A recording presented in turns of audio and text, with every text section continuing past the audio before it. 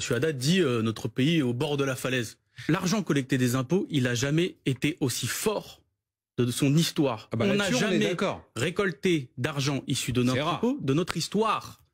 Donc là, par exemple, sur les recettes fiscales, l'année 2025, c'est 350 milliards d'euros environ. Je rappelle qu'au début du quinquennat Macron, on était dans les 320 milliards d'euros.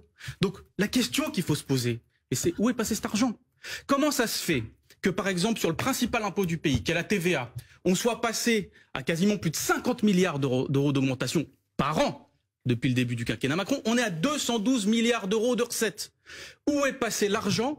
Parce que ce qu'on observe, c'est qu'on n'a jamais été aussi riche que de notre histoire. Mais par contre, tous nos services publics, tout ce qui est utile à la société, l'éducation, l'hôpital, les professionnels du service public, etc., eux, ils galèrent. Donc où est passé cet argent? Je suis pas sûr que vous ayez la réponse. Voilà. Je vous pose une question simple, par exemple. On est à 212 milliards d'euros de TVA. Pourtant, dans le budget de l'État, il n'y en a que 100 milliards. Où sont passés les 100 milliards restants de TVA? Alors, 100 milliards, c'est énorme. On va pas refaire, si vous le voulez bien, ça reste tout le débat sur le budget. On va essayer de se projeter un petit peu. Non, mais la réponse, moi, la réponse m'intéresse quand même. Alors, la réponse je réponse rapide, mais il faudrait qu'on s'intéresse quand même au scénario à venir. Il y a deux modèles. Il y a la version complotiste de M. Guiraud qui consiste à dire que tout l'argent qu'on a pris, on l'a mis dans les poches des grands milliardaires. Mais ça, c'est votre vision complotiste. Moi, ma vision, c'est dire qu'il y a une bureaucratie qui encalmine ce pays et qu'on est beaucoup plus bureaucratisé en France qu'en Allemagne. Et ça, c'est les chiffres qui le disent. Il y a le complotisme et il y a la réalité. Est-ce qu'on serait plus efficace, s'il vous plaît, M. Haddad? Non, mais on va pas faire le débat que là-dessus. Le chaos budgétaire, il est déjà présent. C'est pour ça que ce que je vous dis tout à l'heure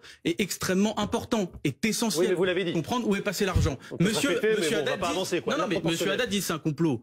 Moi, je dis juste que quand vous avez des mesures qui ont été prises sous Emmanuel Macron, on nous a dit c'est des baisses d'impôts. Il y a quasiment eu aucune baisse d'impôts sous Emmanuel Macron, à part l'ISF. Tout le reste a été compensé avec l'argent de la TVA. C'est-à-dire que les cadeaux fiscaux qu'on a fait, notamment aux plus riches, je vous parle des impôts de production, de la baisse des impôts de production. La proportionnelle, 20 milliards d'euros pas du tout. Je vais y venir, Alors allez-y, parce que la taxe d'habitation, 20 milliards d'euros. Non, mais soit c'est un débat sur le sujet, soit vous venez pour faire vos captures pour les réseaux sociaux. C'est la raison pour laquelle, et je conclus là-dessus, c'est la raison pour laquelle je vous dis que si c'est si difficile pour les Français en ce moment, c'est que ce qu'ils payent en TVA, en caddie de supermarché, etc., ils payent les exonérations de cotisations, la baisse des impôts de production. C'est les milliardaires, c'est ça? Locaux, etc. C'est un peu. Oui. Monsieur Guiraud, venez pour faire vos captures pour les réseaux sociaux.